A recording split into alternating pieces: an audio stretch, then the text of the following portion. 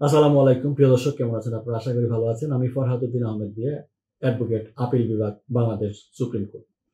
আজকে স্বাগত জানাচ্ছি আপনাদেরকে আজকের এই আলোচনায়। বরাবরের মতো আমি আপনাদের সাথে আছি অর্থঋণ আদালত আইন 2003 এর প্রথম পর্বে। আজকে কিছু গুরুত্বপূর্ণ বিষয় নিয়ে আলোচনা করব। মোর পার্টিকুলারলি আজকে সেকশন 4 নিয়ে আলোচনা করব, অর্থাৎ অর্থঋণ আদালত আইন 2003 4 ধারা নিয়ে আলোচনা করব। 4 ধারায় আসলে কি বলা আছে একটু চেষ্টা করব সহজ এবং সাবলীলভাবে আলোচনা করার জন্য। আশা করি সাথেই থাকবেন।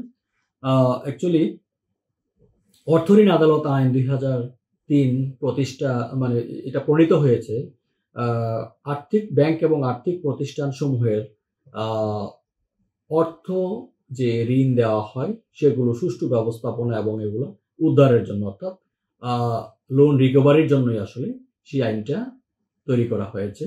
পাশাপাশি আমরা এটাও বলতে পারি যারা ঋণ গ্রহীতা তাদের উপরে যেন জুলুম না করা হয়, অন্যায়ভাবে যেন কোনো কিছু চাপিয়ে দেওয়া না যায়, সেজন্য একটা আইনের মাধ্যমে যেন এদেরকে রাখা যায় সবাইকে, ওনাদেরকে সেই ব্যবস্থা করা হয়েছে। তবে আমরা আমাদের অভিজ্ঞতায় যা দেখছি যে অর্থঋণ আদালত আইন 2003 যেটা আছে বর্তমানে, সেটার অধিকতর সংশোধন প্রয়োজন রয়েছে। যুগের সাথে সাথে, আসলে যুগের পরিবর্তনের সাথে সাথে অনেকাংশেই সেটা ব্যাংক এবং আর্থিক প্রতিষ্ঠানের পক্ষপাতমূলক একটি আইন বলে আমার কাছে মনে হয়। তো যা হোক, যেহেতু আইনটি এখনো প্রিভেইল করছে, সুতরাং সেই আইনটির উপরই আজকে আলোচনা। আমাদের প্রত্যেকেরই প্রত্যাশা যে অর্থঋণ আদালত আইন 2003 অধিকতর সংশোধন করা প্রয়োজন। যাই হোক, আজকে প্রথম পর্বে আমরা আদালতের প্রতিষ্ঠান নিয়ে আলোচনা করব, অর্থাৎ সেকশন 4 নিয়ে আলোচনা করব। আর্থিক প্রতিষ্ঠান যদি মামলা বিচারের জন্য সরকার আর্থিক প্রতিষ্ঠান কর্তৃক মামলা বিচারের জন্য সরকার প্রত্যেক জেলায় এক বা একাধিক অর্থঋণ আদালত কিন্তু প্রতিষ্ঠা করতে পারবে, সেটা বলা আছে অর্থঋণ আদালত আইনের সেকশন 4-এ। কোনো অর্থঋণ আদালত প্রতিষ্ঠিত বা ঘোষিত যদি না হয়, তাহলে সেক্ষেত্রে আর্থিক প্রতিষ্ঠানের যে ঋণ আদায় সম্পর্কিত মামলা সংশ্লিষ্ট যে স্থানীয় অধিক্ষেত্র আছে, সেক্ষেত্রে সেই অধিক্ষেত্রে যে যুগ্ম জেলা জজ আদালত রয়েছে, সেই যুগ্ম জেলা জজ আদালত কিন্তু মামলা দায়ের করতে পারবে সে সংশ্লিষ্ট ব্যাংক এবং আর্থিক প্রতিষ্ঠান চাইলে। এবং ওই সকল মামলার শুনানি এবং জারি, আপিল বা অন্যান্য যে প্রসিডিং সবকিছু কিন্তু যুগ্ম জেলা জজ আদালতেই করবে। বর্তমানে আমাদের দেশে কার্যরত যুগ্ম জেলা জজের যে কোনো আদালতকে সিভিল কোর্টস অ্যাক্ট যে 1887 যে বিধান আছে, সেই অনুসারে স্থানীয় অধিক্ষেত্র স্থানান্তর বা অন্যত্র যে পুনর্নির্ধারণ পূর্বক আমরা জানি যে অর্থঋণ আদালত হিসাবে ঘোষণা করতে পারবে। এবং জেলা জজ যদি চায় তাহলে সেই সমস্ত যুগ্ম জেলা জজ আদালতে বিচারাধীন অন্য সকল মামলা তাহার এখতিয়ারাধীন অন্য কোনো যুগ্ম জেলা জজ আদালতে বদলির নির্দেশ দান করতে পারবে। এটা একটা স্পেশাল পাওয়ার দেওয়া আছে জেলা জজকে। তো প্রিয় দর্শক, এই আইনেরই আমরা বিভিন্ন ধারা উপধারা রয়েছে। তো এই আইনের উপধারা 5-এ আমরা দেখতে পারি যে এই আইনের সেকশন 4-এর 5 উপধারায় আমরা দেখতে পারি যে সরকার সুপ্রিম কোর্টের সাথে পরামর্শক্রমেই কিন্তু যুগ্ম জেলা যে জজ আছে তাদের মধ্য থেকে অর্থঋণ আদালতে বিচারক নিয়োগ করবেন। এবং যুগ্ম জেলা জজের যে অর্থ ঋণ সংক্রান্ত মামলা ব্যতিরেকে অন্য কোনো দেওয়ানি বা ফৌজদারি মামলা বিচার কার্যক্রম করতে পারবেন না। এটা কিন্তু বলা আছে সেকশন 4-এর সাবসেকশন 5-এ। এখন আমরা যদি একটু সেকশন 4-এর সাবসেকশন 6-এ যদি যাই, তাহলে আমরা দেখতে পাবো যে অর্থঋণ আদালতের একজন বিচারককে নিজ দায়িত্বের অতিরিক্ত কিন্তু একাধিক অর্থঋণ আদালতের বিচারক হিসেবে নিয়োগ করতে পারবে।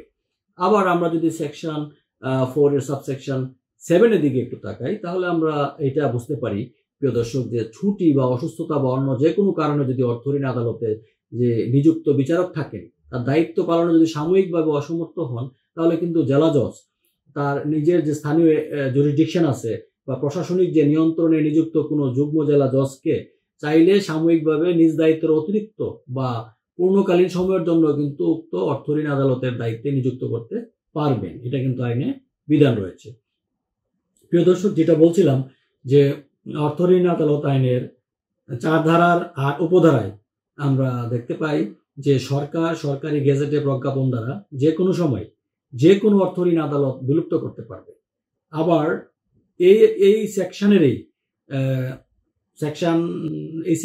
9 উপধারায় যদি আমরা একটু খেয়াল করি, তাহলে এটা আমরা দেখব যে সরকার কোনো অর্থ ঋণ আদালত যদি বিলুপ্ত করে, তাহলে একই আদেশ দ্বারা কিন্তু আবার উক্ত আদালতে বিচারাধীন যে মামলার বিষয় আছে সেগুলো সুনির্দিষ্ট একটা ব্যবস্থার বিধান করবে। অর্থাৎ আদালত বিলুপ্ত করবে কিন্তু বিচারাধীন মামলার বিষয়ে কোনো সিদ্ধান্ত নিবে না তা না। আবার আমরা এখানে দেখতে পাই উপধারা 10-এ যেটা আছে সেখানে কিন্তু এটা একটা ক্লজ আছে, এক্সক্লুশন ক্লজ আছে। সে দেখতে পাই যে উপধারা 8-এর অধীন যদি বিলুপ্ত কোনো অর্থ ঋণ আদালত এই উপধারা 4 অনুসারে ঘোষিত আদালত হয়ে থাকে, তাহলে কিন্তু এই যে এইরকম যে ঘোষণা করলো, সেই ঘোষণার কারণে যুগ্ম জেলা জজ আদালতের সমাপ্ত, এটাকে আমরা বলি, বা স্থগিত কার্যক্রম পুনরুজ্জীবিত হবে এবং জেলা জজ উক্ত আদালতে মামলা স্থানান্তরের ব্যবস্থা করবেন। এই বিধানটাই কিন্তু আমরা আসলে এখানে পাই। আরেকটা বিষয় না বললেই নয়, সেকশন 4-এর আমরা দেখতে পাই যে সাবসেকশন 11 আছে এখানে। সেখানে অর্থ ঋণ আদালত জেলা সদরে অবস্থিত হবে এবং 2 বা ততোধিক জেলার জন্য একটি অর্থ ঋণ আদালত প্রতিষ্ঠিত যদি থাকে, তাহলে সরকার সরকারি গেজেটে প্রজ্ঞাপন দিবে, দিয়ে প্রজ্ঞাপন দ্বারা উক্ত আদালতের জেলা সদর কোনটা হবে সেটা নির্ধারণ করবে। এটা কিন্তু সুস্পষ্ট বলা আছে। আর সেকশন 4-এর সাবসেকশন 12-এ আমরা যদি যাই, প্রিয় দর্শক, আমরা এটাই দেখতে পাবো যে যুগ্ম জেলা জজের সমন্বয়ে প্রতিষ্ঠিত বা ঘোষিত যদি অর্থ ঋণ আদালতের বিচারক জজ অর্থ ঋণ আদালত হিসেবে সম্বোধিত হবে। অর্থ ঋণ আদালতে যিনি থাকবেন বিচারক হিসেবে, তাকে অর্থ ঋণ আদালতের জাজ হিসাবেই তাকে অ্যাড্রেস করতে হবে। এটা সুস্পষ্ট কিন্তু এই আইনে বলা আছে। প্রিয় দর্শক, তো আজকের মতো আলোচনা এখানেই শেষ করতে যাচ্ছি।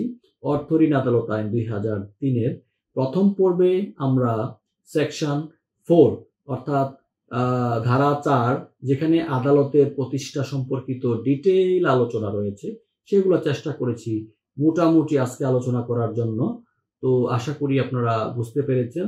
কারো যদি কোনো রকম মোর ক্লারিফিকেশনের প্রয়োজন হয়, তাহলে আপনারা কমেন্টস করতে পারেন।